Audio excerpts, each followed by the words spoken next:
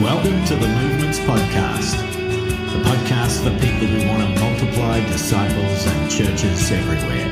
I'm Steve Addison. And today we're talking to Chuck Wood about what it takes to get to multiple generations of churches. Chuck was keen that we begin our time together reading the scriptures. The reason why I want to read this Psalm, Steve, is because I read it this morning, and I think it really demonstrates what God is doing, not only in my life, but in your life and the lives of so many people around the world. It's Psalm 44, 4 through 8. You are my king, O God. Command victories for Jacob. Through you, we will push back our adversaries. Through your name, we will trample down those who rise up against us. For I will not trust in my bow, nor will I trust in my sword to save me. But you have saved us from our adversaries. You have put to shame those who hate us. In God, we have boasted all day long, and we will give thanks to your name forever. And as I was reading that, I was just thinking of God's kingdom advancing. And it's because of his name, his glory. And it's not by our bow or sword or methods. And our great adversary, Satan, is being crushed. As we look around the world and seeing Jesus being glorified. And that is how I wanted to start this morning. Excellent. That Jesus is being glorified as we move forward. So, And Chuck, before we got online, you sent me you've been sort of mapping what God's doing in different places where you have an influence through mentoring and training.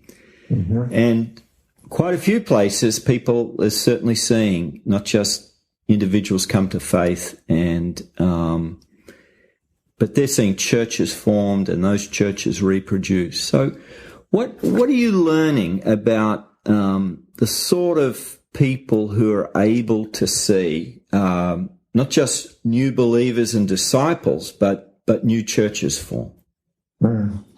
Well, I think the first thing we need to do is look at Jesus' parable of the soils. That I think Jesus intentionally gave us that parable so that we would look for the right person. Because a fourth soil man or woman is going to reproduce 30, 60, 100-fold. I think sometimes we try to create the soil or adjust the soil. And that doesn't mean that people can't change. I believe in the transformational power of the gospel. Jesus changes us, but we're not the one changing the soil. It's God. We're looking for fourth soil that bear much fruit. And that's where the task of generation begins, is finding that fourth soil man or woman. So to me, I latched onto that parable long before I read your book and about movements. But then putting that into practice has really been a game changer. So fourth soil, that's okay. So what does it look like to put that into practice? Well, you have to be able to identify these folks. Yin Kai, I love what he says, don't choose anyone. So you're not choosing people based on their looks or their intelligence, how fast they run. You're looking for the hand of God on these people. And I'll give you one example. A guy named Bud here in San Antonio, Bud and Denise, we met with them one time at Starbucks, talked about House of Peace search. That very next week, they went out and did a House of Peace search. I hadn't even trained them I just talked about it. And they went out and did it. And so to me, I'm looking for those kind of people that when they hear something that sounds biblical, that sounds like Jesus, they immediately put it into practice. And those are the people we're looking for. Okay, now I'm used to the person of peace idea, but you're talking about Bard is a believer. And so you're saying he's the fourth soil person. Sometimes those people are believers. Yeah, exactly. In fact, when you look at this Gen Map, most of the folks that are leading these churches are believers. Now, they are aggressively sharing the gospel, all of them. In fact, I won't train somebody who doesn't aggressively share the gospel. That's part of being a fourth soil kind of person. But we're training believers and non-believers. We train everyone. So that's the key. You don't choose, like Inkai said, just train everybody.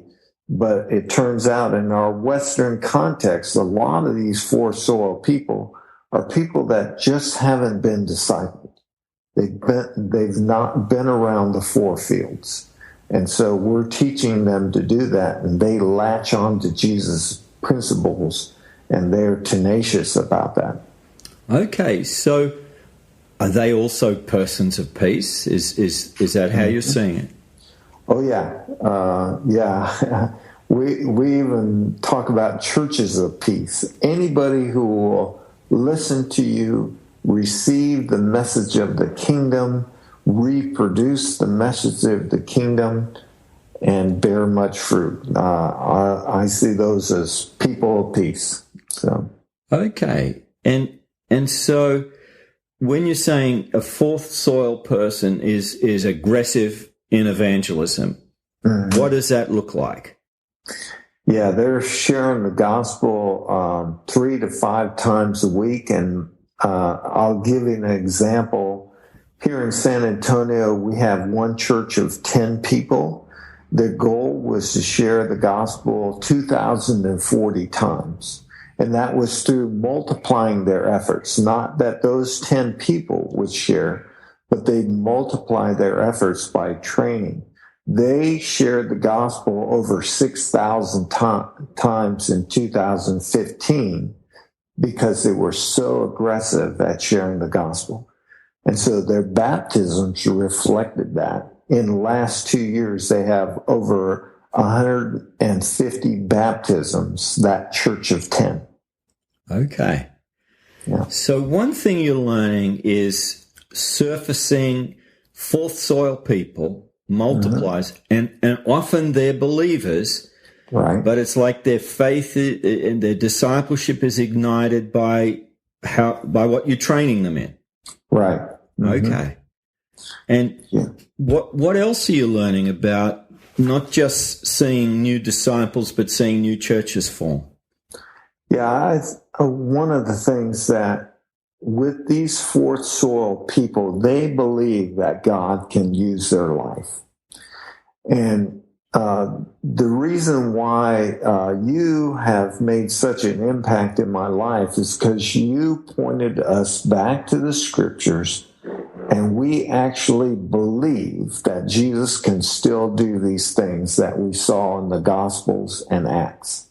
And so these folks, when you cast that strong vision for them, they latch onto that. They believe that God is still doing these things. And, you know, everywhere Deb and I go, we always hear, this is the toughest soil in the world. Same here in England. Yeah. When I lived in Australia, it was there. Right. And when I visited New Zealand, it was over there. It just moves wherever I am. Right, exactly. Yeah. Wherever you go, it's the toughest soil. But there is no tough soil for God. We just need to obey him and trust him. And these men and women trust God. And even in the front end of this, when you're sharing the gospel and nobody's coming to Christ, or you're trying to plant a church and the church is just, you know, we've seen so many churches evaporate. But these men and women of God are tenacious, and they just keep at it, and they believe the promises of God. And so they're going to stay after it until they see the breakthroughs because they believe God. So and they're more likely, you're saying, in your experience, they're more likely to be pre-existing believers. Right. You don't rule out a new believer doing this. No. But certainly in the West, that's the pattern you're seeing. Yeah. How do you find these people? Well, you pray a lot, and you beat the bushes. You know, you're doing what Jesus talked about with the wedding, the parable of the king's wedding feast. You know, you go out to the highways and the byways, and you're looking for these people. And what the irony of this is, usually you don't find them by beating the bushes; they find you. And so they'll track you down on the website. They'll track you down on your podcast. And they'll say, I like what God is doing in your life, and I want to join you. But I don't think that comes unless you're beating the bushes, going to the highways and byways, inviting people to the king's wedding feast. Because now God can trust you with those kind of people. And so he just brings them into your life. And over again, I see that. Be faithful in little things, and God will trust you with the big things. So you're praying, beating the bushes is you're getting training out there. You're telling the stories of what God's doing. So there's part of what you do or what others could be doing. They could be training and sharing the stories. There's another part that God brings them to you. Yes. Right. And we never want to underestimate train broadly. When you look at Paul and Jesus, how vast territories they covered and how many people they trained and discipled to find those 4 soil men and women. I mean, it's astounding. I was reading Romans 16 this morning, and that list of people that Paul knew. And that's just the ones he knew intimately, you know. And so to train everyone and just, if it moves, if it has a pulse, train it, you know, disciple them. So part of the key is to find the right sort of people. And there are fourth soil people out there. What is it that they do that helps them to get not just new believers and new individual disciples, but they actually see a new community of believers, a new church form? Yeah. The first thing they do is they learn to abide deeply in Christ. They're praying people. They're searching the scriptures to see what Jesus did, and then they imitate that. Now, a big thing that we haven't touched on yet is that they are getting to church. And they will do whatever it takes to get to church. We're not doing missional communities. I love that. Cell groups, love that. You know, life groups, great. But the thing that's really going to make the difference is when we get to church. And here's one reason why I think that's so important. The priesthood of the believer is fully realized when we do church. It's not fully realized when we do cell groups or missional communities because the expectations for that leader are pretty low, quite frankly. But when we take the glass ceiling off and we head towards church, now that leader can grow into the big shoes that being the church and leading the church provides. So that person can become everything that God has intended them to be as a leader. And being church is very stretching. It's very demanding on those leaders. But they believe God, and then they develop as those kind of leaders. So we got to get to church. So already they have the intention. This is not just a discipleship group. Right. We're going to get to church. Yeah. So what's the difference between just a group that's a missional community or a cell group and what you talk about as church? I think Jesus really lined this up for us. He compares the church to family. Now, we have the universal family, and I have my extended family, and there are family members that I touch base with occasionally. But my local family, we are loyal to one another. We know what's going on in one another's lives. We weep together. We laugh together. That family, that close-knit family that we have, that is life transformational. And we have got to get to that kind of family. And Jesus calls it the church. And anytime the church is not family, we're really not using the full potential of what Jesus intended for life transformation and leadership development. So we're shooting for church. And if that means, this may be a little controversial, if that means meeting on Sunday morning so that we're not, quote unquote, playing church on Tuesday night, because sometimes existing believers will, they don't say it out loud, but they think, I'll play church with you on Tuesday night, but I'm going to my real church on Sunday morning. Mm-hmm. So sometimes what we find is we use Sunday morning in order to build in that loyalty, commitment, accountability, to really draw a line in the sand and say, are we a church or not? Now, I realize the church can meet on any day of the week, at any place, any time. But just like Apollo 13, when it was running out of oxygen, used the moon to slingshot back to the earth, the target is the earth. Our target is healthy church. And so we're using the tradition of Sunday morning to slingshot us back around to get to healthy church.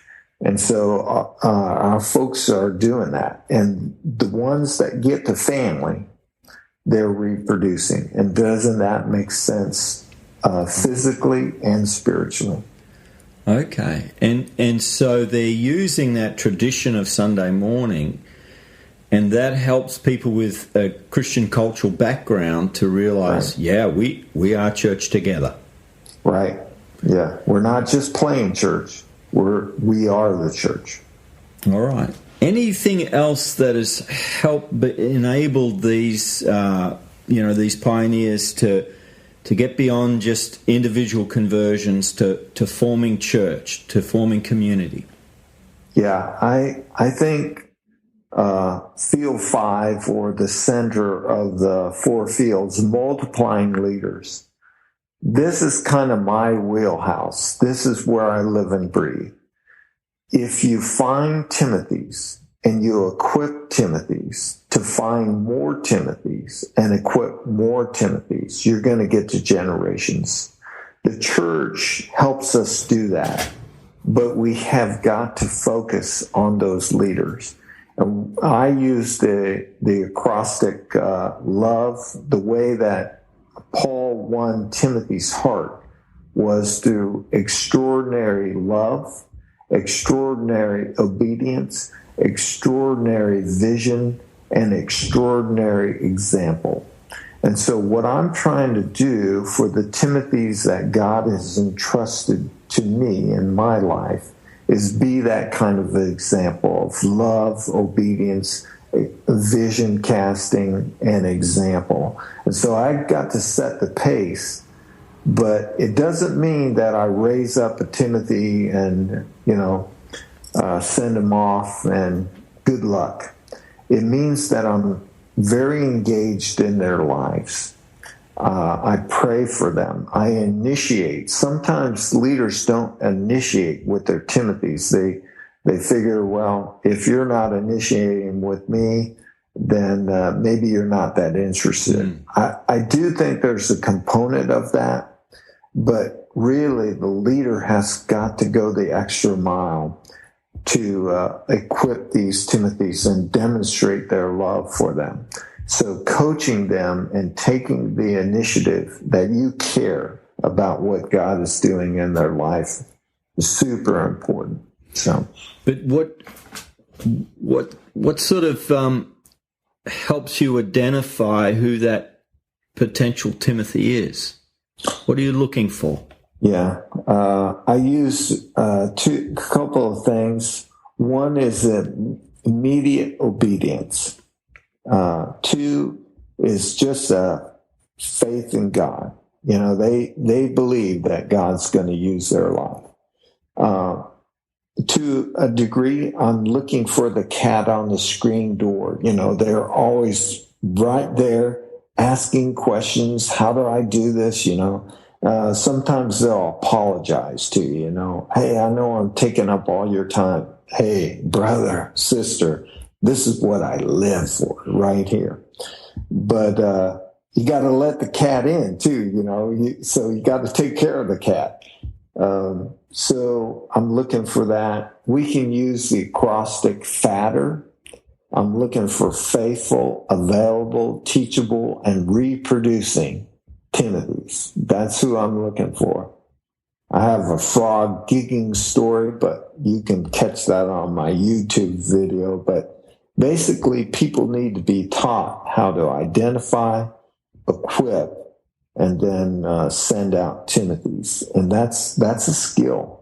So. Okay, so there's got to be that genuine love within the life of the church, and then a leader who's looking for, identify, and invests in Timothys.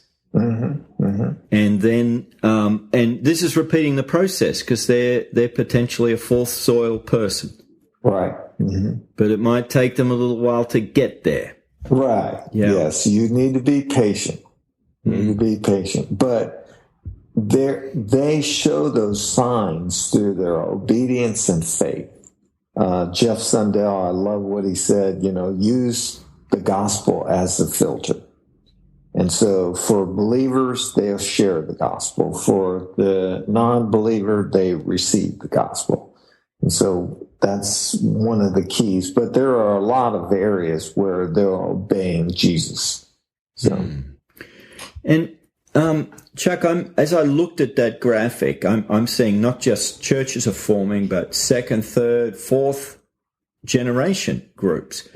As you sort of think all the stories that are behind that simple graphic, what do you notice about the sort of people that God is using? What sort of people are they? Well, they're all kinds of different people, and that's comforting. That, you know, there's an apostolic prophet here who's very direct, very strong. And then you have an apostolic shepherd who is, you know, very loving and not that the prophet isn't loving and the shepherd isn't prophetic, but they have their strengths and also their weaknesses, and God uses us despite that. But these folks, they've been trained. They commit themselves to continuing to be trained. They put into practice what they're learning from Jesus and the apostles out of the scriptures. They're this is their life. That is probably the best way to say this. Like you talk about in your first book, White Hot Faith. They have surrendered their life to seeing God do this. And they will do whatever it takes. They are completely abandoned to seeing God's glory and no place left. So they don't have to be the smartest, the fastest, the best looking. They just need to be committed. And that's the kind of people that we're seeing get to generations of churches. And persevering. You know, they did not give up. They've been knocked down 1,000 times, and they got up 1,000 times.